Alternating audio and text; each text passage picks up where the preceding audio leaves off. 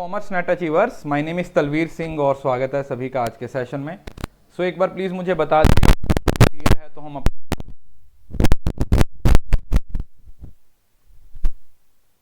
सारे बच्चे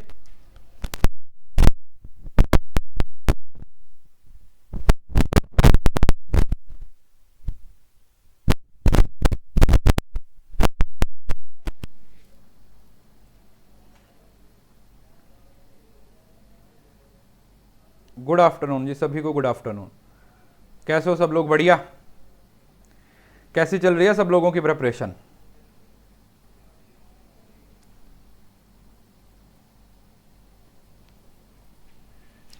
चलिए अब आ गए हैं, देर आए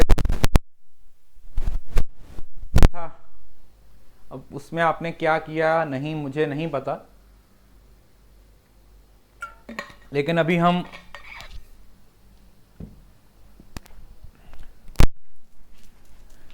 वॉइस सही है ना? वॉइस वैसे सही है यार, ऐसा तो दिक्कत नहीं होनी चाहिए।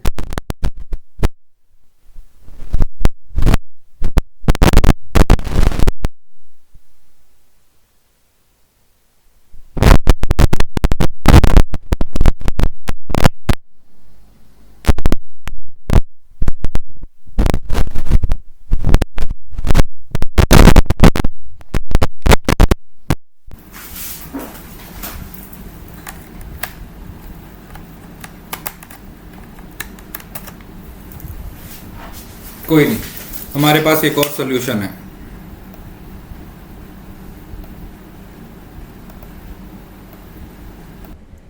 अब सही होगी।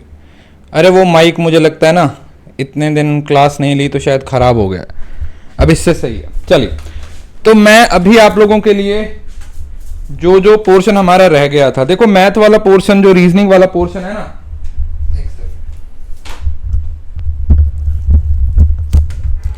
जो थोड़ा बहुत पोर्शन आपका रह गया था है ना, वो मैं अभी आपको रिवीजन मैं उसकी वीडियो आपको दे दूंगा।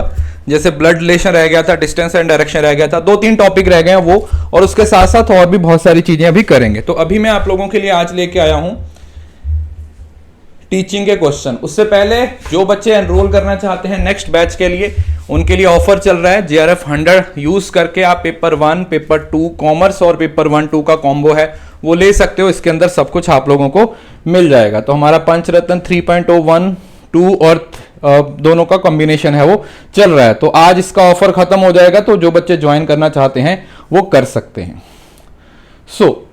अभी मैं ना वो स्पेसिफिक टॉपिक्स लेके आया हूं आप लोगों के लिए, ठीक है। ये वीडियो आपको PDF में बाद में दे दूंगा। इसमें मैं वो वाले टॉपिक्स लेके आया हूं जिन टॉपिक्स में आप लोगों को क्या देखने को मिलता है, इन टॉपिक्स के अंदर आप लोगों को कुछ अलग तरीके के टॉपिक्स देखने को मिलते हैं। और ये सारे वो सवाल हैं जो आपके 2023 दिसंबर में आए थे, ठीक है। जून वाला पेपर मैं सॉल्व करवाऊंगा, नेक्स्ट वीक करवाऊंगा। दोनों बहुत ही आसान पेपर था, लेकिन जून वाला जो दिसंबर वाला पेपर था वो थोड़ा चैलेंजिंग था। तो उसमें से हम सवालों को लेके आए हैं। सबसे पहला जो सवाल, पहले हम ऐसे करते हैं, हम सवाल देखेंगे पहले और फिर उसके बाद देखेंगे उसके जवाब को। अब जैसे ये सवाल था, ठीक है, वैसे आप लोगों ने बना लिया होगा, मैंने PDF आपको दिया था। The ability to generate unusual yet appropriate response. अब यहां पर एक वर्ड है जिसको बोलते हैं अनयूजुअल। अनयूजुअल समझ रहे हो ना, कि जो आउट ऑफ द बॉक्स है, ऐसी चीजें जो आउट ऑफ द बॉक्स हैं। Yet appropriate response to problems और question is known as convergent thinking. The ability to produce response that are based primarily on knowledge and logic is known as divergent thinking. अगर आप इस question को पढ़ोगे तो इसका क्या आंसर है? अगर आप ध्यान से इस क्वेश्चन को पढ़ रहे हो, यहां पर कन्वर्जेंट और डाइवर्जेंट थिंकिंग है, और ये सवाल में दोनों ऑप्शंस ऊपर नीचे लिखी हुई हैं। क्यों? क्योंकि ये जो एक्सप्लेनेशन दी हुई है, ये किसकी दी हुई है? ये डाइवर्जेंट थिंकिंग की एक्सप्लेनेशन है, और ये वाली जो एक्सप्लेनेशन दी हुई है ये कन्वर्जेंट थिंकिंग की एक्सप्लेनेशन है, ठीक है जी। बहुत सारे सवाल आप लोगों को कन्वर्जेंट डाइवर्जेंट थिंकिंग से पूछे गए हैं, तो इसको जरूर अच्छे से पढ़िएगा। यहां पर मैं आप लोगों के लिए प्रॉपर इसके नोट्स भी लेके आया हूं। तो देखो, कन्वर्जेंट थिंकिंग का मतलब क्या होता है? एक ऐसा प्रोसेस जिसके अंदर आप एक प्रॉब्लम के solution, finding a single correct solution that is well defined. जैसे आपका डिडक्टिव अप्रोच होता है ना, बना बनाया सॉल्यूशन मिल जाता है। जहां पर बना बनाया सॉल्यूशन होता है, आपको अपनी तरफ से कुछ नहीं करना होता। मतलब जैसे मल्टीपल चॉइस क्वेश्चन होते हैं, जैसे आपका पेपर है, वहां पर आपकी कौन सी थिंकिंग का इस्तेमाल होता है? कन्वर्जेंट थिंकिंग का इस्तेमाल होता है। क्यों? क्योंकि कन्वर्जेंट थिंकिंग में आप लोगों को सोचना नहीं पड़ता, आप डायरेक्टली किसी स्पेसिफिक आंसर या सोल्यूशन पे क्या कर जाते हो? पहुंच जाते हो। क्या करते हो? डायरेक्ट आप किसी पर्टिकुलर सॉल्यूशन पे क्या कर जाते हो? पहुंच जाते हो। लेकिन वहीं पर अगर आप डाइवर्जेंट की बात करते हो, डाइवर्जेंट होता है जिसके अंदर आप इमेजिनेशन का इस्तेमाल करते हो। What you use your imagination.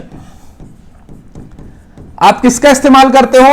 आप अपनी इमेजिनेशन का इस्तेमाल करके एक अच्छे लेवल का रिस्पॉन्स निकालने की कोशिश करते हो, तो जहां पर मल्टीपल पॉसिबिलिटीज होती। ठीक है जी, मल्टीपल पॉसिबिलिटीज है वो आप लोगों को देखने को मिलती हैं। तो जो ओपन एंडेड क्वेश्चन होते हैं, जिसका वो ना outside the box, out of the box thinking का इस्तेमाल आप किसमें यूज करते हो? डाइवर्जेंट थिंकिंग में इस्तेमाल करते हो। क्लियर है जी? तो ये एक सवाल था आपका। जैसे ये देख रहे हो ना, ये डाइवर्जेंट है। कन्वर्जेंट में एक प्रॉब्लम, और यहां पर आप और ज्यादा इमेजिनेशन का इस्तेमाल करते हो। ठीक है, यू यूज योर इमेजिनेशन। आप अपनी इमेजिनेशन का क्या करते हो? इस्तेमाल करते हो। उसके बाद एक ये क्वेश्चन था, इस बार भी आप लोगों को ना जो आपका पेपर आया था उसके अंदर ईयर्स आए हुए थे। तो एटलीस्ट जितने इंस्टीट्यूट्स हैं इंडिया के अंदर, जो जो अवेलेबल हैं, जिसका डेटा अवेलेबल है, उसको जरूर से आप अपनी तरफ से क्या कर लो? पढ़ लो। क्वेश्चन क्या था? Before independence lady Irwin college Delhi was set up for the teaching for, इसका आंसर था आपका एजुकेशनल रिसर्च। ठीक है, किसके लिए बनाया गया था? जो लेडी इरविन कॉलेज था। अब देखो, टाइम टू टाइम अलग अलग कॉलेजेस सेटअप होते रहे हैं, और उन कॉलेजेस की सबकी डिटेल याद रखना पॉसिबल नहीं है। मैंने पहले भी बताया है, प्री इंडिपेंडेंस में बहुत सारे कॉलेजेस सेटअप हुए, और सारे कॉलेजेस की जो डिटेल है वो याद रखना पॉसिबल नहीं है। सो इसके लिए एटलीस्ट जो जो पीवाईक्यू में पूछे जा रहे हैं, या जो जो सिलेबस में मेंशन है, उन सभी की डिटेल को आप क्या कर सकते हो? याद कर सकते हो।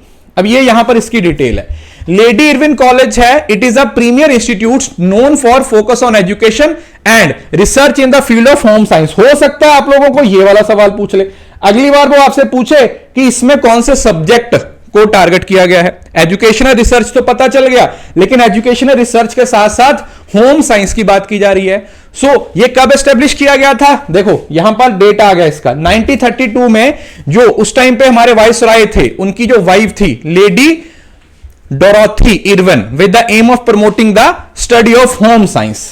तो इस कॉलेज को किस पर्पस के लिए बनाया गया था? होम साइंस के लिए। ठीक है, होम साइंस की स्टडी के लिए बनाया गया था। So it has a strong emphasis on research in the field of home science, the faculty and student engage. ठीक है, बाकी कुछ नहीं है, बस यही 3-4 पॉइंट हैं, वो आप लोगों ने क्या करने हैं? इसके याद रखना। 3-4 पॉइंट्स हैं जो आप लोगों ने लेडी इरविन कॉलेज के क्या करने हैं? याद रखना। उसके बाद आया था ये वाला टीचिंग मॉडल। मैंने आप लोगों को पेपर से पहले जो मैराथन ली थी, उसके अंदर आप लोगों को टीचिंग के सारे मॉडल्स पढ़ाए थे, अगर आप लोगों को याद हो। टीचिंग के सारे मॉडल्स मैंने पढ़ाए थे। अब ये उसी से रिलेटेड क्वेश्चन है, ये उसी से रिलेटेड क्वेश्चन है। क्वेश्चन क्या है?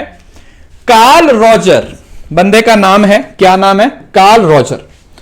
Carl Roger is the proponent of non directive model of teaching. देखो, नॉन डायरेक्टिव का मतलब हुआ जहां पर बच्चों को डायरेक्ट इंस्ट्रक्शन नहीं दी जाती। जहां पर बच्चों को डायरेक्ट इंस्ट्रक्शन नहीं दी जाती हैं, इनडायरेक्ट इंस्ट्रक्शन से बच्चे क्या करते हैं? काम करते हैं। बच्चे जहां पर इनडायरेक्ट इंस्ट्रक्शन से क्या करते हैं? काम करते हैं। राइट? सो पहली बात, Roger extended to education his view of therapy as a mode of learning. और यह बोला गया है कि जो कार्ल रॉजर था, उसने जो थेरेपी जाता है ना, काउंसलिंग टाइप होती है, कि उसको इंट्रोड्यूस किया गया था as a mode of learning. जैसे लर्निंग के बहुत सारे तरीके होते हैं, तो उसी में मोड ऑफ लर्निंग की बात की गई है। किसको? थेरेपी को। किसको बात किया गया है? थेरेपी की बात की गई। राइट? तो ये दोनों ही स्टेटमेंट बिल्कुल सही हैं, क्योंकि जो non directive model of teaching है, ये किसके द्वारा दिया गया था बेटा? It was given by Carl Roger, और रॉजर ने एक्सटेंड किया था एजुकेशन को एज अ व्यू कि भाई थेरेपी के थ्रू भी सॉल्यूशन निकाला जा सकता है। Auto instruction. अब इसके साथ एक और भी सवाल आया था, सेम दिसंबर में या दोनों सवाल पूछे गए थे। हो सकता है इस बार आपको डायरेक्टिव टीचिंग से सवाल पूछ ले, ठीक है, ये तो नॉन डायरेक्टिव से पूछा गया था, हो सकता है इस बार आप लोगों को जो सवाल है वो डायरेक्टिव से पूछ ले। So the non directive model of teaching nurture student rather than controlling the sequence of learning. बोल रहे हैं कि ये जो नॉन डायरेक्टिव मॉडल होता है इसमें बच्चों की जो लर्निंग होती है ना उसको नर्चर किया जाता है, मतलब अच्छे से ट्रीट किया जाता है, ना कि उनको फोर्स किया जाता है, उनको फोकस किया जाता है। In a non-directive model of teaching, the teacher's role is that facilitator who has counseling relation। देखो अभी एक वर्ड पढ़ा, काउंसलिंग हो सकता है, इवन के ये वर्ड आप लोगों को थेरेपी भी लिखा हुआ हो सकता है, काउंसलिंग भी हो सकता है ये वर्ड, और ये वर्ड थेरेपी भी हो सकता है। It can be counselling, it can be therapy with student and who guides their growth and development. तो अब ये चारों ही स्टेटमेंट एक ही जैसी है, मतलब इन चारों स्टेटमेंट में किसके मॉडल की बात की गई है? कार्ल रॉजर के नॉन डायरेक्टिव मॉडल की बात की गई है। किसकी बात की गई है? Carl Roger.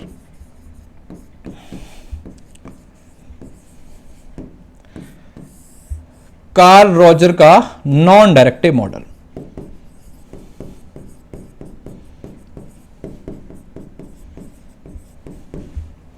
Non directive model, ये आप लोगों को याद रखना है।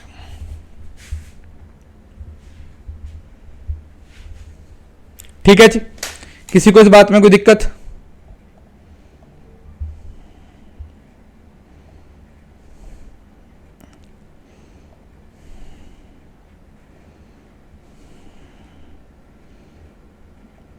एक सेकेंड,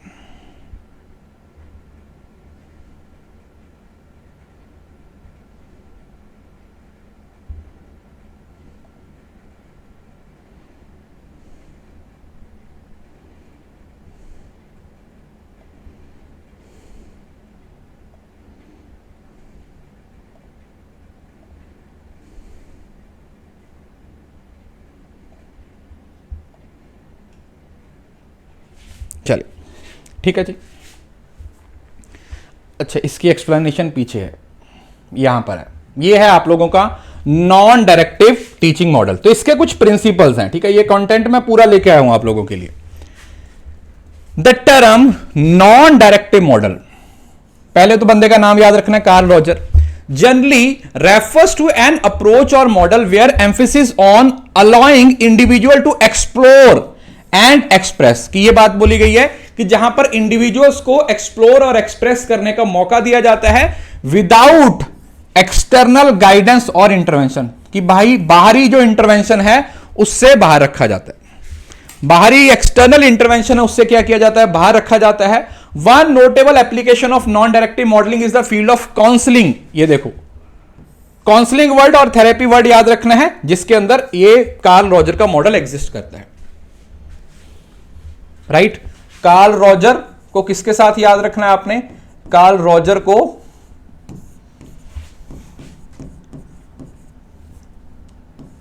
काउंसलिंग और थेरेपी, ये दो वर्ड आप लोगों ने क्या करने हैं? याद रखने, थेरेपी याद रखना। क्लियर है? किसी को इस बात में कोई दिक्कत?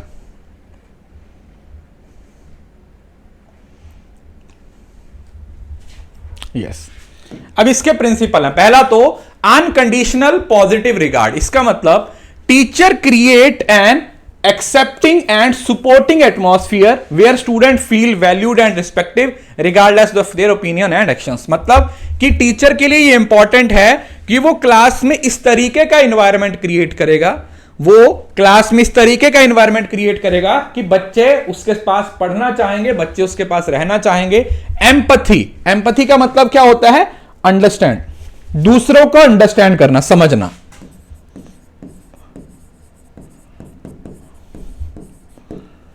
अंडरस्टैंड करना कि हम दूसरों को क्या कर रहे हैं? अंडरस्टैंड कर रहे हैं, हम दूसरों को समझने की कोशिश कर रहे हैं। टीचर के लिए स्टूडेंट को समझना बहुत ज्यादा जरूरी है।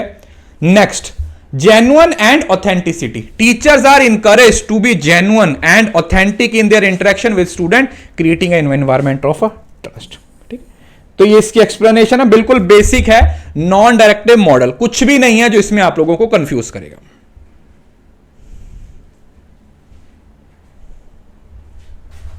राइट, चलो उसके बाद आता है ये वाला सवाल.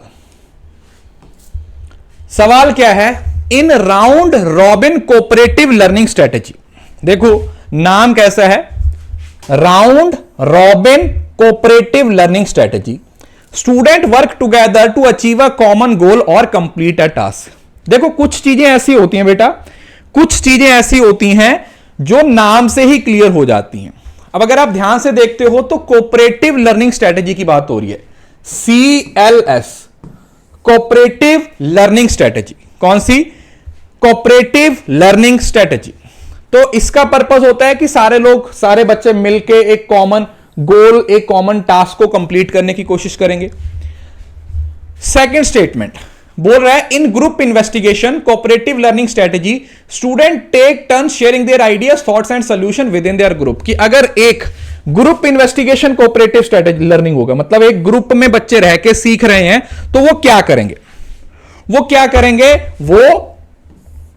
करेंगे? वो अपने आइडियाज को शेयर करेंगे, थॉट्स को शेयर करेंगे और अपने ग्रुप के अंदर उस अपने अपने सॉल्यूशंस प्रोवाइड करने की कोशिश करेंगे. तो दोनों ही, एक सेकेंड, बोथ स्टेटमेंट, दोनों स्टेटमेंट्स करेक्ट हैं. ठीक है, ये गलत लगा हुआ है, ये नहीं होगा, इनकरेक्ट नहीं होगा. Both statements are correct. ठीक है, work together to achieve a common goal और कंप्लीट अ टास्क. ठीक है, ये गलत लगा हुआ आंसर, दोनों ही सही है. ठीक है, मतलब वो मिस्टेक हुई है, दोनों सही है. अब ये देखो यहां पर आ गया राउंड रॉबिन स्ट्रेटेजी. देख रहे हो मिलके ऐसे, जैसे ये सर्कल में जो सीख रहे हैं. So the round robin strategy promote equal participation. देखो वर्ड लिखा हुआ है ना, equal participation. encourage communication and ensure that each student is actively involved in group learning process.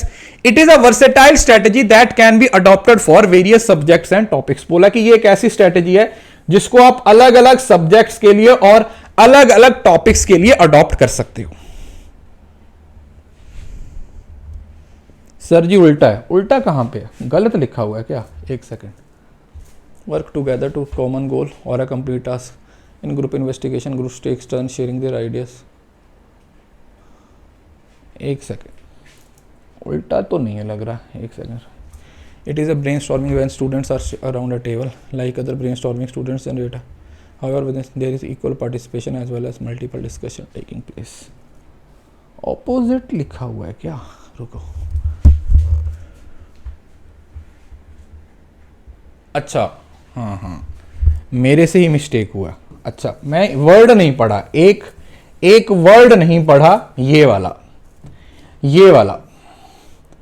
Take turns, अपनी टर्न पे आके बोलना. तो ये ऊपर वाला जो है ये ग्रुप इन्वेस्टिगेशन कोऑपरेटिव लर्निंग है. सही है, आप सही हो, मैं गलत हूं. ये वाला इसकी एक्सप्लेनेशन. देखो यहां पर मुझसे भी मिस्टेक हुई, ऐसे ही एग्जाम में मिस्टेक हो जाती है छोटी छोटी. तो ये लिखा हुआ है ना, स्टूडेंट टेक टर्न्स, बच्चों को मौका मिलता है. ठीक है, बच्चों को क्या मिलता है? मौका मिलता है. बच्चों को मौका मिलता है. ठीक है, तो मतलब सीख रहे हो ना इस तरीके से. तो ये इसके बाद इसकी बारी, इसके बाद इसकी बारी, इसके बाद इसकी. तो ये आप लोगों का राउंड रॉबिन कोऑपरेटिव लर्निंग होता है. और जब हम ग्रुप की बात करते हैं तो वहां पर वो एक ग्रुप का एक अपना जो कॉमन गोल होता है उसको अचीव करने के लिए काम करते हैं. जो उनके ग्रुप का गोल होता है उसको अचीव करने के लिए काम करते हैं. राउंड रॉबिन में क्या कर रहे हैं? अपने अपने जो रोल्स हैं उसको ले रहे हैं. मतलब पहले मेरी बारी है, मेरे बाद किसी दूसरे पर्सन की बारी है, दूसरे के पास तीसरे की बारी है. तो ये ठीक है, तो ये सही है. ठीक है, मतलब इसकी एक्सप्लेनेशन भी सही है और ये क्वेश्चन की दोनों स्टेटमेंट्स क्या है? गलत. ओके, तो ये हो गया. अब ये आ जाता है राउंड रॉबिन. देखो फॉर ग्रुप बनाया जाता है. पहले क्या कर दिया गया? एक ग्रुप बना दिया गया है, उसके बाद उनको क्वेश्चन दे दिया गया है और फिर राउंड रॉबिन रोटेशन है. हर किसी को अपना अपना विचार, अपने अपने थॉट्स क्या करने का, प्रेजेंट करने का मौका दिया जाता है. हर कोई अपने अपने हिसाब से करता है उसके बाद एक टाइम लिमिट होती है, और उसके बाद लास्ट में ग्रुप में एंगेज इन कलेक्टिव डिसीजन और reflect on the various ideas presented. जो लास्ट में अलग अलग तरीके के आइडियाज हैं वो प्रेजेंट कर दिए जाते हैं, तो उन आइडियाज को क्या कर दिया जाता है, इसके अंदर फिक्स कर दिया जाता है। वो जो आइडियाज होते हैं वो इसके अंदर क्या कर दिए जाते हैं, प्रेजेंट कर दिए जाते हैं। वो कहां पे होता है, वो लास्ट में होता है। ठीक है, क्लियर है? हाँ, वो मुझसे पढ़ने में थोड़ी मिस्टेक हो गई थी, कोई बात नहीं, कोई बात नहीं। अगला सवाल देखो, अगला सवाल। अब ये वो सारे टॉपिक हैं जो आपकी बुक में नहीं है, ये आपको किसी बुक में नहीं मिलेंगे, ये वो टॉपिक ही नहीं है जो सिलेबस के हैं, ये वो टॉपिक हैं जो सिर्फ और सिर्फ PYQ में आए हैं, और मैंने आपके लिए एक्सप्लेनेशन बनवा दी है इसकी, ताकि आप इसको बाद में PDF से अच्छे से पढ़ लो।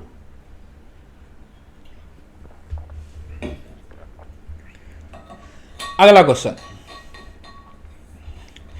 इस तरीके के सवाल आसान होते हैं, इस तरीके के सवाल हैं वो अक्सर आसान होते हैं। क्यों आसान क्यों होते हैं, उसका रीजन क्या है, देखो। Which of the following are the learner related factors that influence learning. Learner से रिलेटेड फैक्टर्स है, मतलब वो सारे फैक्टर्स जो लर्नर्स के फैक्टर्स हैं, मतलब लर्नर्स के पॉइंट ऑफ व्यू से जो फैक्टर्स हैं। तो जैसे aspiration, readiness, basic potential, physical, personality trait and behaviour. अगर आप इसको ध्यान से देखते हो तो इसमें आई थिंक ऑप्शन में, हाँ, पहले 4 पॉइंट है वो सारे लर्नर से रिलेटेड हैं, और जो लास्ट पॉइंट है वो आप लोगों का टीचर से रिलेटेड है। ठीक है, ये ई था अकेला, बी नहीं था, क्योंकि पहले जो है देखो, लर्नर का कैसा एस्पिरेशन लेवल है, क्या उसकी मोटिवेशन अचीवमेंट है, दूसरा उसकी क्या रेडीनेस है और उसकी क्या विल पावर है, उसके कौन से बेसिक पोटेंशियल्स हैं, उसके साथ उसकी जो फिजिकल और जो मेंटल हेल्थ है वो कैसी है।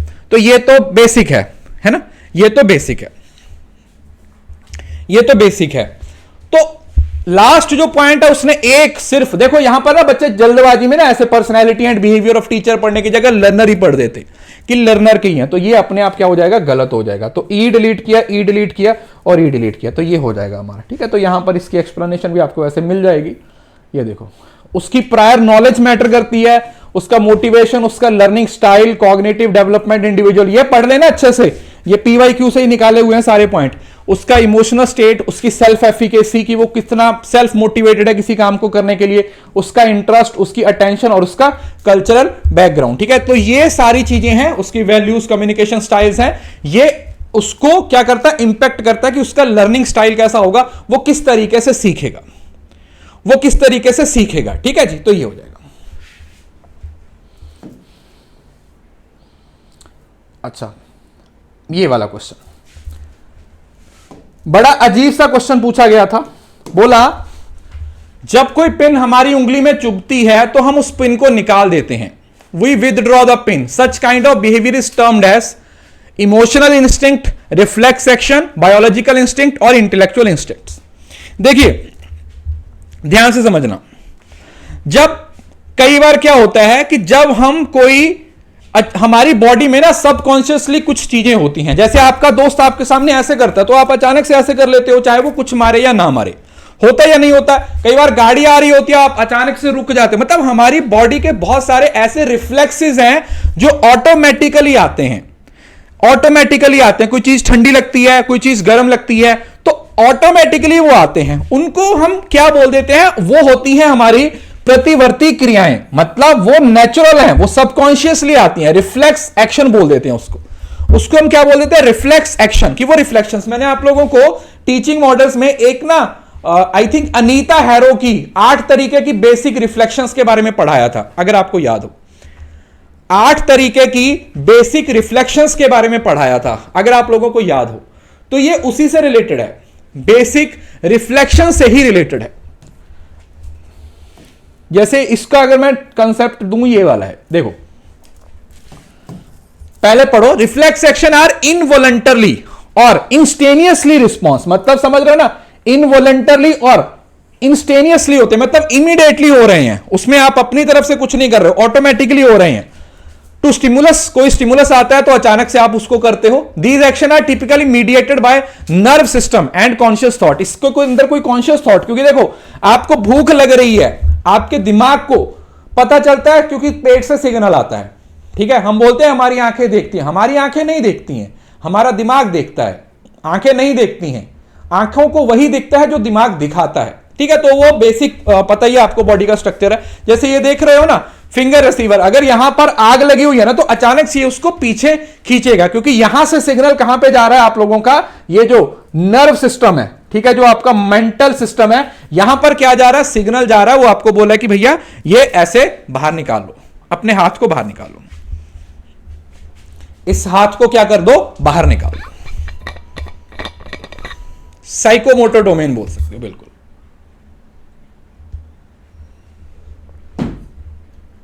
ठीक है, तो ये होते हैं आप लोगों के, इसको हम क्या बोल देते हैं, that is what we call, जैसे patellar tendon just below the kneecap cause the leg to kick forward involuntarily, जैसे आप ऐसे पैर को कभी आगे मार देते हो। Touching a hot surface cause the rapid withdrawal effect of the body, किसी चीज पे अगर अचानक से आग पे, किसी गर्म चीज पे हाथ लग जाए तो आप ऐसे हाथ पीछे हटा लेते हो ना, जैसे कई बार बाइक पे बैठते हो तो साइलेंसर के साथ आपका पैर लग जाए तो आप उसको पीछे हटाते हो, तो वो सबकॉन्शियसली होता है। These are the reflexes, these are the reflex action in response to a change in light intensity, the pupils of eye constraint or dilate। ठीक है, कहीं पर रोशनी एकदम से, जैसे होता है ना, आप सुबह उठते हो, सो रहे थे, अचानक से मम्मी ने लाइट ऑन कर दी तो आप ऐसे एकदम से आंखों को कर लेते हो, वो सबकॉन्शियसली होता है। उसके लिए आपकी कॉन्शियसनेस का होना जरूरी नहीं होता, उसके लिए आपकी कॉन्शियसनेस का होना जरूरी नहीं है, इस वजह से। और the withdrawal of finger when pricked by a pin is an example of reflex action known as the withdrawal effect। और इवन के जब हम उस चीज को वापस खींच रहे हैं तो उसको आप विदड्रॉल रिफ्लेक्स का नाम दे रहे हो। उसको किसका नाम दे रहे हैं, उसको हम विदड्रॉल रिफ्लेक्स का नाम दे रहे हैं, कि हम उस चीज को वापस ले रहे हैं। ठीक है, ऐसे।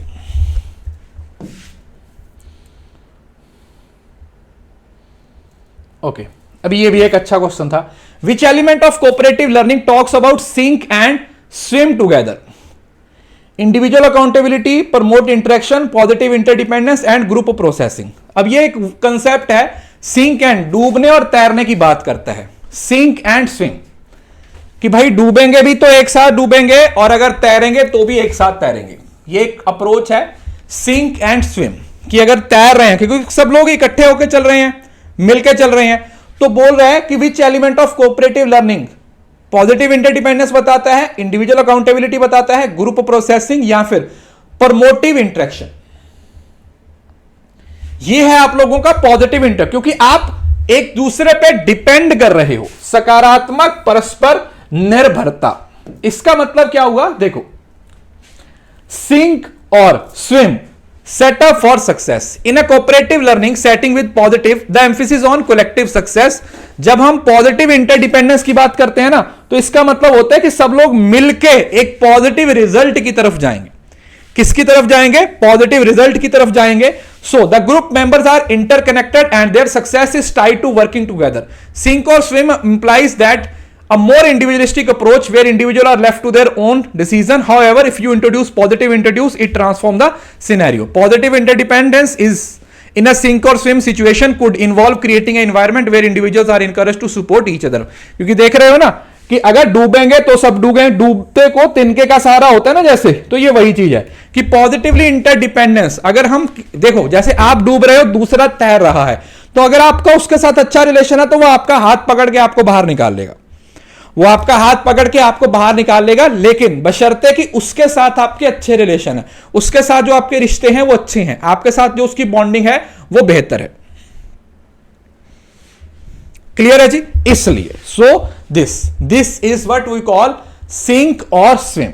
सिंक और swim set up for the success. देख रहे हो कि कोऑपरेटिव लर्निंग बहुत ही इंपॉर्टेंट टॉपिक है। फिर से बता रहा हूं, डिटेल में और भी पढ़ सकते हो अपनी तरफ से। कोऑपरेटिव लर्निंग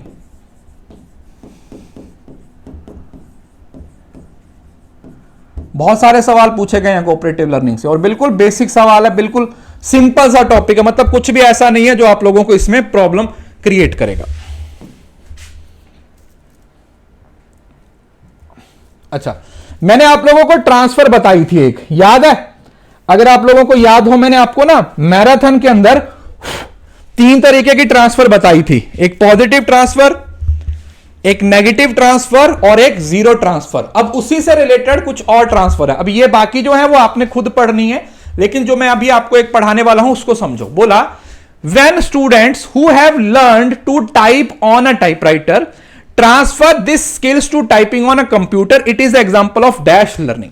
वो बोल रहा है कि एक बच्चा वो टाइपराइटर पे टाइपिंग सीखा और उसके तुरंत बाद उसको कंप्यूटर पे टाइप करने के लिए, कीबोर्ड पे टाइप करने के लिए बोल दिया। तो ये कौन सी ट्रांसफर है? फार ट्रांसफर, सुदूर मतलब दूर की ट्रांसफर है, हाई रोड ट्रांसफर है, नियर ट्रांसफर है, या फिर लो रोड ट्रांसफर है। देखो टाइपराइटर पे टाइप करना सेम टू सेम वैसा ही होता है जैसे आप कंप्यूटर पे टाइप करते हो। तो जहां पर इंटर रिलेटेड मतलब थोड़ी सी अपडेशन हो, जहां पर बिल्कुल थोड़ी सी अपडेशन हो, तो उसको हम क्या बोल देते हैं? उसको हम नियर ट्रांसफर का नाम दे देते हैं। What we call it? We call it near transfer.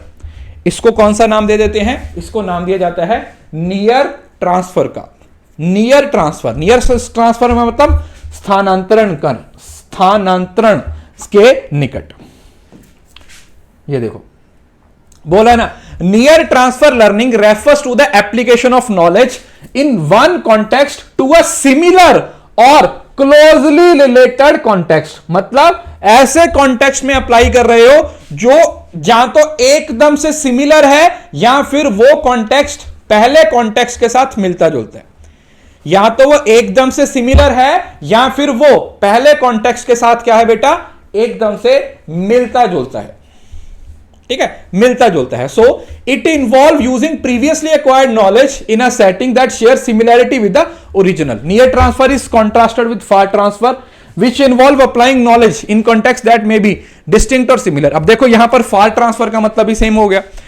अभी यहां पर नियर पता चल गया कि अगर उसी नॉलेज को आप रिलेटेड जगह पे अप्लाई कर रहे हो, रुको मैं दूसरा कलर यूज करता हूं, अगर तो वो रिलेटेड है मतलब उसी सेम कॉन्टेक्स्ट में है तो उसको आप नियर ट्रांसफर का नाम दे दोगे। और अगर वो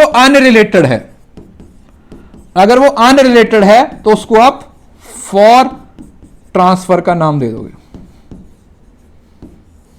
आप उसको कौन सा नाम दे दोगे? आप उसको फॉर ट्रांसफर का नाम दे दोगे। ठीक है, क्लियर है? आई होप ये भी कंसेप्ट आपको अच्छे से क्लियर हो गया होगा।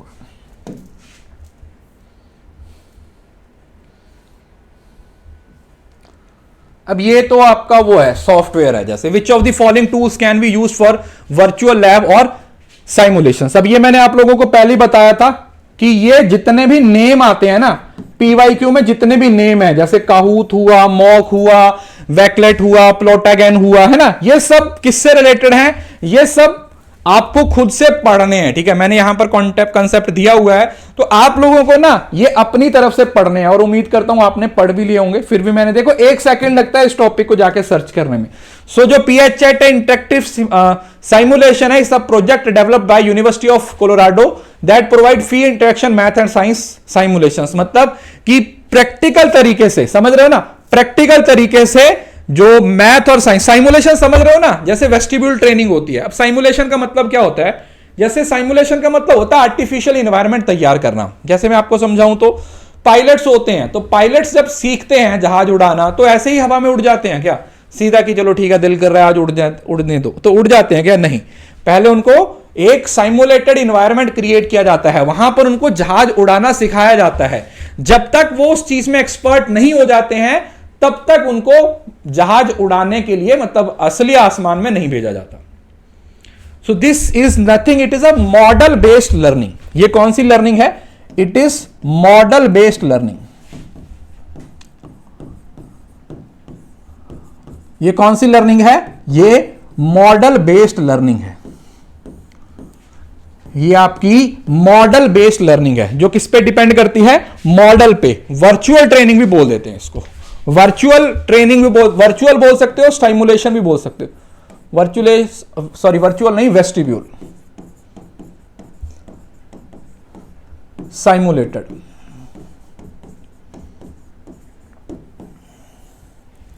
साइमुलेटेड भी बोल देते हैं, इट इज ऑल्सो कॉल्ड साइमुलेटेड। ठीक है,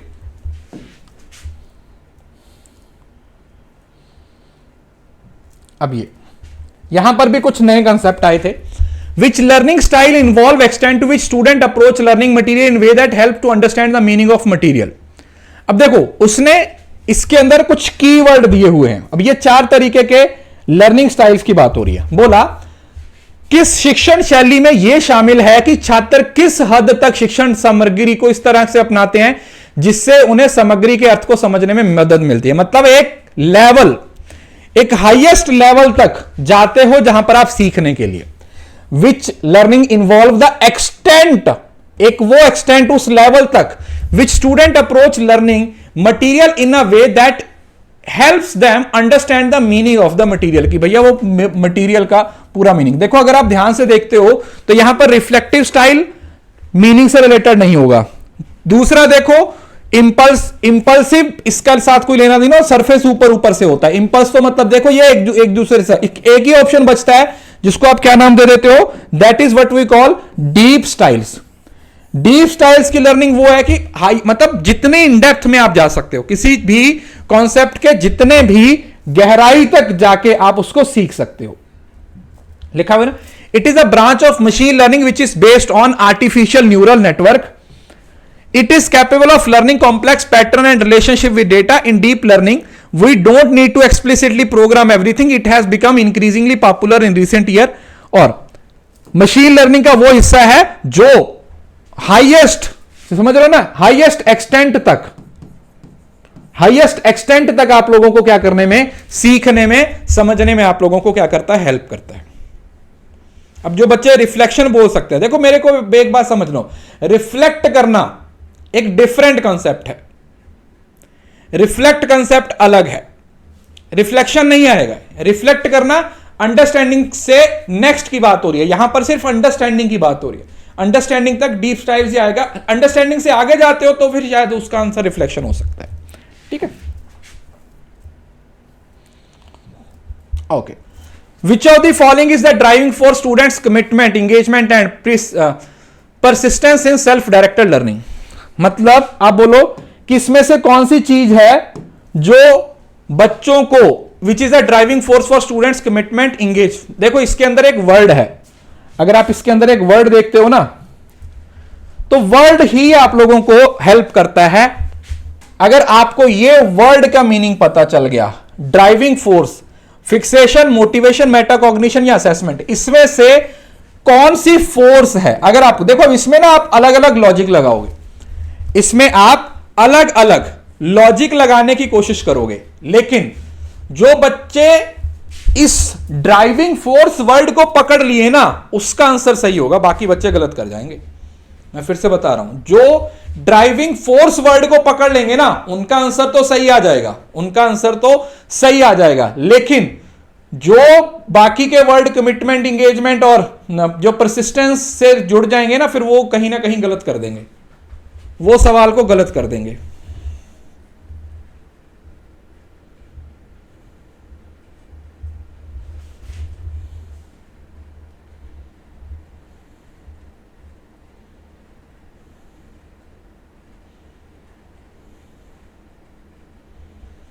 यस, ड्राइविंग फोर्स क्या होती है, एक ऐसी फोर्स जो आपको चलाए रखती है. उस फोर्स को हम क्या नाम दे देते हैं, उस फोर्स को हम नाम दे देते हैं मोटिवेशन का. उस फोर्स को क्या नाम दिया जाता है, उस फोर्स को नाम दिया जाता है बेटा मोटिवेशन का. मोटिवेशन आपकी एक फोर्स है, एक ट्रिगर है, समझ रहे हो ना. मोटिवेटेड होते हो तो वो एक ऐसी चीज जो आपको धक्का मारती है, जो आपको आगे बढ़ने में, जो आपको आगे चलने में क्या करती है, हेल्प करती है. ठीक है, इस वजह से तो ये सेल्फ डायरेक्टेड लर्निंग है. ये एक SDL मॉडल भी है. ठीक है, SDL मॉडल भी है. ये PDF पढ़ लेना बाद में, मैं आपके लिए देखो, मैं एक तो मैंने आपका कोर्स भी एक्सटेंड कर दिया और उसके साथ मैं ये टाइम भी, मतलब एग्जाम तक क्लासेस देता रहूंगा. थोड़ी फ्रीक्वेंसी कम रहेगी लेकिन क्लासेस लगातार चलती रहेंगी क्योंकि हम ऑलरेडी सब कुछ पढ़ चुके हैं. It is an approach to learning where individuals take the initiative and responsibility of their own learning. In self-directed learning, learners identify their learning needs, set goals, locate resources, select learning strategies and evaluate their self. Self-directed मतलब जहां पर आपको कोई direction नहीं दे रहा, जहां पर आपको कोई डायरेक्शन नहीं दे रहा, आप सेल्फ डायरेक्टेड हो. ये क्लास है वो अल्टरनेटिव डे पे होगी। एक दिन कॉमर्स मैनेजमेंट वाले बच्चों की क्लास होगी और एक दिन पेपर 1 वाले बच्चों की क्लास होगी। अल्टरनेटिव डे पे क्लासेस चलेंगी। तो जो जो चीजें मुझे लगता है कि ये इंपॉर्टेंट है पढ़ानी, एग्जाम में आई हुई हैं या बीच में छूट गई थी, तो वो मैं सब पढ़ाऊंगा।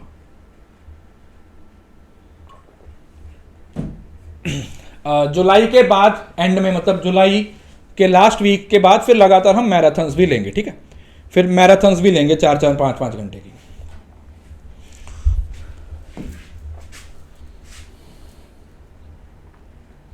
अच्छा चलो ये देखें तो okay, this is one of the most important question. इस पे स्टार लगाओ।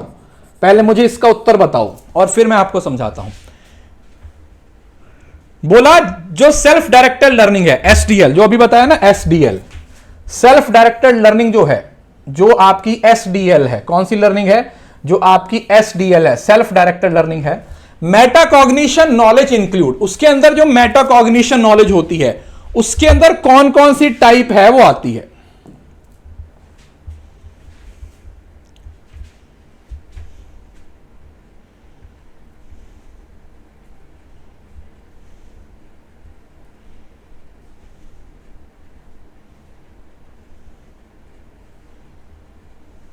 बताइए।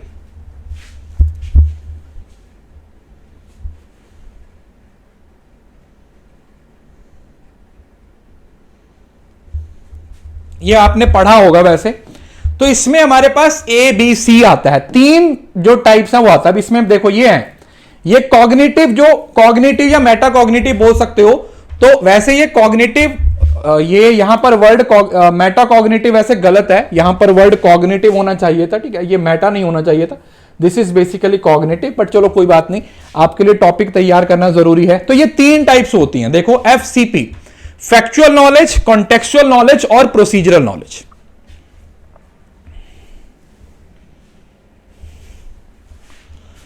फैक्चुअल नॉलेज का मतलब होता है जहां पर हम, जो सबसे पहला लेवल होता है, ठीक है, नॉलेज का पहला लेवल, जहां पर फैक्ट्स की बात की जा रही है, specific facts, details and information about the world. Factual knowledge include knowing dates, name, events, है ना, जब आप किसी पर्सन का नाम, कोई डेट ऑफ बर्थ है, इस तरीके की चीजों को समझते हो, इस तरीके की चीजों को जानते हो, तो वो आपकी कौन सी नॉलेज है? That is your factual knowledge. उस नॉलेज को हम क्या बोल देते हैं? फैक्चुअल नॉलेज बोल देते हैं। देन आ जाता है आपका कॉन्टेक्चुअल। कॉन्टेक्स्ट का मतलब किसी पर्टिकुलर सिचुएशन में, जैसे कॉन्टेक्स्ट, डिटेल, रेलेवेंट फैक्टर्स, जैसे वो इंटरप्रिटेशन पे डिपेंड करता है। जैसे हम कम्युनिकेशन में पढ़ते हैं ना कि हर कम्युनिकेशन का एक कॉन्टेक्स्ट होता है, every communication has a context. तो जहां पर कम्युनिकेशन के कॉन्टेक्स्ट की बात होती है तो कॉन्टेक्चुअल नॉलेज होती है। और प्रोसीजरल का मतलब समझ रहे हो ना, जहां पर आप एक स्टेप्स को फॉलो करते हो, एक प्रोसीजर को फॉलो करते हो।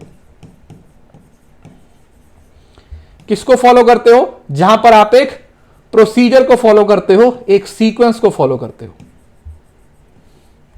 एक सीक्वेंस को फॉलो करते हो, एक प्रोसीजर को फॉलो करते हो।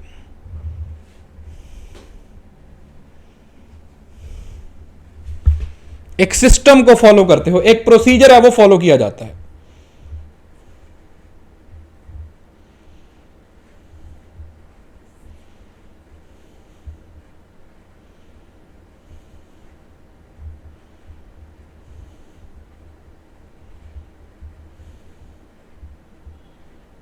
ठीक है जी, क्लियर है? तो ये कॉग्निशन के 3 लेवल हैं, यहां से भी सवाल पूछा गया था। अब ये एक मॉडल है, एक सवाल है ये, a relationship in which a less experience learner acquire knowledge and skill under the guidance of expert.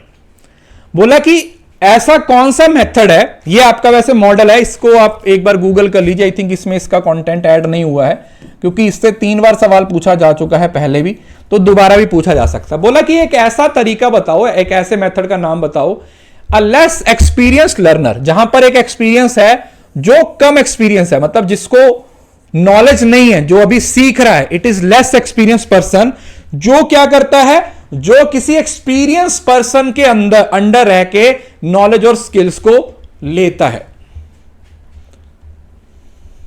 उसको हम क्या बोल देते हैं? उसको नाम दिया जाता है कॉग्निटिव अप्रेंटिसशिप। अब ये ना एक मॉडल है, आई थिंक इसके अंदर इसकी एक्सप्लेनेशन नहीं है, लेकिन अगर आप गूगल पे जाके लिखोगे ना तो ये एक पूरा मॉडल है, इस पे मैं स्टार लगा रहा हूं, ये लिख रहा हूं कि इसको आपने गूगल करना है, क्योंकि इससे सवाल पहले पूछा गया है, दोबारा भी पूछा जा सकता है। ठीक है, इससे सवाल पहले पूछा गया है, दोबारा भी पूछा जा सकता है, इस वजह से इसको स्किप नहीं करना है, इसको आप लोगों ने याद करना है। क्या बोल देते हैं इसको?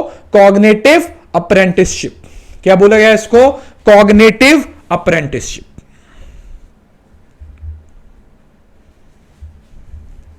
राइट? यस, बहुत बढ़िया, तो बहुत एक्सपर्ट हो यार।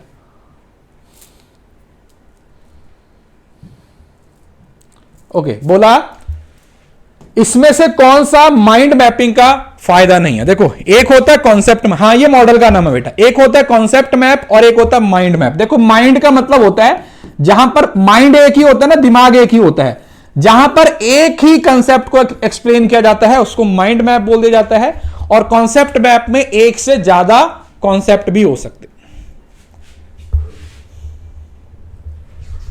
एक सेकेंड,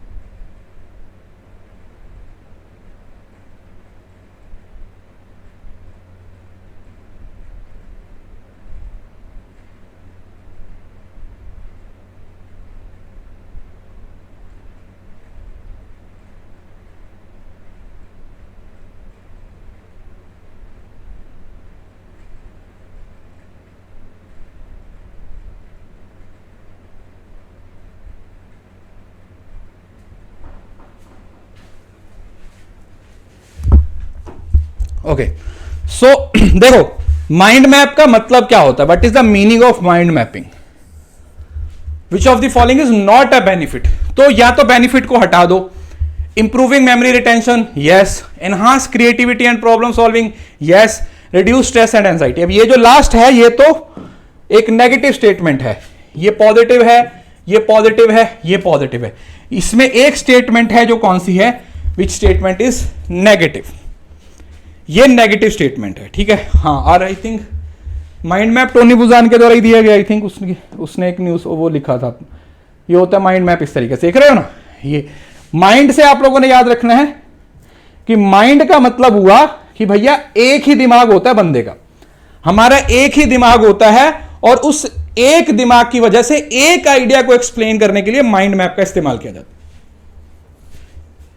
ठीक है जी, देखो माइंड मैपिंग बच्चों को चीजें सिखाने के लिए, ठीक है, चार्ट की फॉर्म में। Teachers can significantly improve their lectures and students can better understand and retain knowledge in a way that suit their specific needs. जहां जो बच्चों की स्पेसिफिक नीड्स होती हैं, उन नीड्स को फुलफिल किया जाता है किसकी हेल्प से? माइंड मैप की हेल्प से। ओके, चलिए ये हो गया।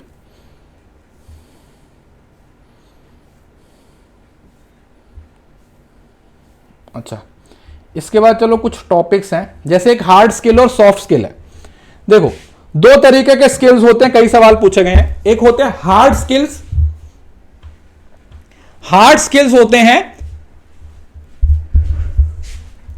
हार्ड मतलब न्यूमेरिक स्किल्स, मतलब किसी जॉब के लिए आप लोगों को ना नॉर्मली लिखा हुआ है ना, इट रेफर्स टू टीचेबल, मतलब जो सिखाए जा सकते हैं, या जॉब स्पेसिफिक एबिलिटी, जैसे कुछ परफॉर्म करना है ना, गाड़ी चलाना है या कुछ ऐसा करना है। So these are the hard skills.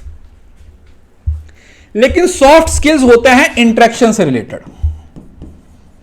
Soft मतलब जैसे बोलते हैं ना सॉफ्ट स्पोकन का कोर्स, जैसे कम्युनिकेशन है, दैट इज अ सॉफ्ट, क्या बोलते हैं इसको, सॉफ्ट स्किल, है ना। सॉफ्ट स्किल कोर्सेज वगैरह भी होते हैं, है ना। तो ये वो चीज है। तो हार्ड स्किल्स कौन से स्किल्स होते हैं बेटा? हार्ड स्किल्स वो स्किल्स होते हैं जो जॉब से रिलेटेड होते हैं या जो सिखाए जा सकते हैं, जिनको क्वांटिफाई किया जा सकता है। लेकिन सॉफ्ट स्किल्स कौन से हैं? जो सोशल एबिलिटी से रिलेटेड होते हैं, social ability and how they relate to and interact with the others. तो दूसरों के साथ आप किस तरीके से इंटरेक्शन करते हो, उससे रिलेटेड जिन स्किल्स की बात की जाती है उसको हम क्या नाम दे देते हैं, they are known as soft skills.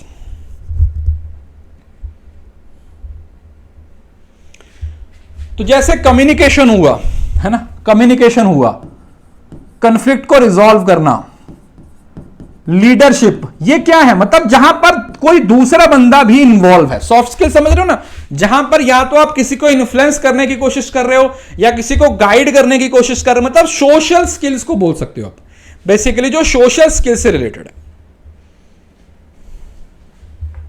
Right. ये देखो जैसे लिखा हुआ है ना, अब communication, team work, time management, तो देखो ना इसमें वर्ड ही कितना प्यारा आ गया, क्या बोला कि जो लोगों के soft skill is people skill और इंटरपर्सनल स्किल, इसमें आएगा कम्युनिकेशन करोगे किसी के साथ, फ्लेक्सिबिलिटी, लीडरशिप, टीम वर्क और टाइम मैनेजमेंट। यहां पर हार्ड में आएगा जो सीखता है, प्रोफिशिएंसी, सर्टिफिकेट हुआ, टाइपिंग स्पीड हुआ, मशीन ऑपरेशन हुआ, कंप्यूटर प्रोग्रामिंग हुआ। समझ रहे हो ना। So these are some of the skills, hard skills और सॉफ्ट स्किल्स के बीच में ये डिफरेंस है। This is basic difference between hard skills and soft skills. This is the basic difference between hard skills and soft skills. इससे सवाल पूछे गए हैं पीवाईक्यू में, तो इसको अपनी कॉपी पे नोट डाउन कर लीजिए, काफी इंपॉर्टेंट है।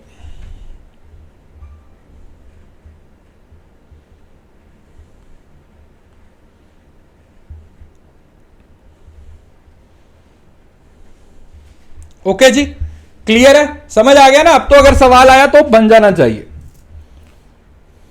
अब ये देखो सॉफ्ट स्किल लिखा हुआ ना, हार्ड स्किल्स होते हैं वो टेक्निकल होते हैं, हार्ड स्किल टेक्निकल होते हैं जो आप एक्वायर कर सकते हो, और जो सॉफ्ट स्किल होते हैं वो बिहेवियरल स्किल्स होते हैं। देखो इस स्लाइड पे बहुत अच्छे से दिखा हुआ है, जो आपके बिहेवियर के स्किल्स हैं, देख रहे हो, ये जो आपका हार्ड में आ गया सब्जेक्ट मैटर एक्सपर्ट है, मैथ की नॉलेज होगी, डेटा, यहां पर कोई प्रॉब्लम सॉल्व करना, स्टोरी टेलिंग, कोलैबोरेशन करना, क्यूरियोसिटी, कम्युनिकेशन और क्रिएटिविटी। सो जो जॉब के लिए रिलेटेड है, जो टेक्निकल रिलेटेड है वो, और जो बिहेवियरल या इंटरेक्शन, लोगों के साथ बातचीत करना, लोगों के साथ, हाँ ये देखो लिखा हुआ है ना स्टोरी टेलिंग, लिखा हुआ है ना story telling. Story telling is also a soft skill, क्योंकि स्टोरी टेलिंग में क्या कर रहे हो आप, किसी को अपनी स्टोरी बता के उसको इमोशनल करने की कोशिश कर रहे हो ना। किसी को आप अपनी स्टोरी बता रहे हो तो आप उसको इमोशनली अपने साथ कनेक्ट करने की कोशिश करते हो। टीचर्स हो या कुछ जो कम्युनिकेटर्स होते हैं, वो कहानियां क्यों सुनाते हैं, वो कहानियां क्यों सुनाते हैं, क्योंकि कहानियों के साथ लोगों को कनेक्ट करना आसान होता है। कहानियों के साथ लोगों को कनेक्ट करना काफी आसान होता है, इसलिए। तो जो हार्ड स्किल्स हैं they are related to specific job, technical, या फिर जो आपके साइकोमोटर स्किल्स हो गए। वहीं पर बिहेवियर से रिलेटेड स्किल्स या कम्युनिकेशन से रिलेटेड स्किल्स हो गए, वो आप लोगों के सॉफ्ट या फिर हार्ड स्किल्स की सॉफ्ट स्किल्स की कैटेगरी में आए। ठीक है, हाँ जॉब में दोनों तरीके के स्किल्स वैसे चाहिए होते हैं। ये देखो लिखा हुआ है ना, ये आप यहां पे पढ़ लेना। गेटिंग अलोंग विद, जैसे पढ़ना, लिखना, math, cooking, coding, programming, database, statistical, storage system and management, ये सारे आपके हार्ड स्किल्स हैं, क्योंकि ये पर्टिकुलर जॉब के लिए चाहिए। लेकिन सॉफ्ट स्किल्स भी जॉब के लिए चाहिए, लेकिन उसमें इंटरेक्शन आती है। ठीक है, जैसे personal habits, emotional, time management, team work, collaboration, problem solving, social grace, language skills, getting along with others, दूसरों के साथ आप कैसे इंटरेक्शन करते हो, दूसरों के साथ आप कैसे बात करते हो, ऐसा। ठीक है, यस। उसके बाद आता है इंक्लूसिव लर्निंग। देखो इंक्लूसिव लर्निंग आप पढ़ लेना। इंक्लूसिव लर्निंग का मतलब कुछ नहीं है। इंक्लूसिव लर्निंग का मतलब होता है जहां पर बिना किसी पार्शियलिटी पे हर किसी को पढ़ने का, हर किसी को एजुकेशन का अधिकार होता है। So all students learn together, teachers learn to expand their skills. ठीक है, तो ये इसमें कुछ नहीं, आई थिंक ये कवर हो चुका है। उसके बाद इसके बाद ना ये लास्ट में कुछ वो है, सॉफ्टवेयर से रिलेटेड कंसेप्ट है, ठीक है। ये मैं अभी नहीं पढ़ा रहा हूं क्योंकि ये याद करने वाले हैं, तो इसको आप अपनी तरफ से एक बार याद कर लीजिएगा। That's it. Cooperative learning already पढ़ा दिया था। कोऑपरेटिव लर्निंग के फीचर्स कौन कौन से होते हैं? 5 फीचर्स होते हैं। पहला पॉजिटिव इंटरडिपेंडेंस, जो सिंक एंड स्विम के बारे में पढ़ा था, है ना, सिंक और स्विम के बारे में पढ़ा था, सिंक और स्विम का पढ़ा था। दूसरा individual accountability, promotive interaction, group processing, reflect on progress and determine how to improve and social skills. तो ये 5 इसके फीचर्स है। मतलब ये वो वाला टॉपिक है, ये वो वाला टॉपिक है जो एग्जाम में आएगा ही आएगा। ये वो वाला टॉपिक है जो आपके एग्जाम में पूछा जाएगा ही जाएगा।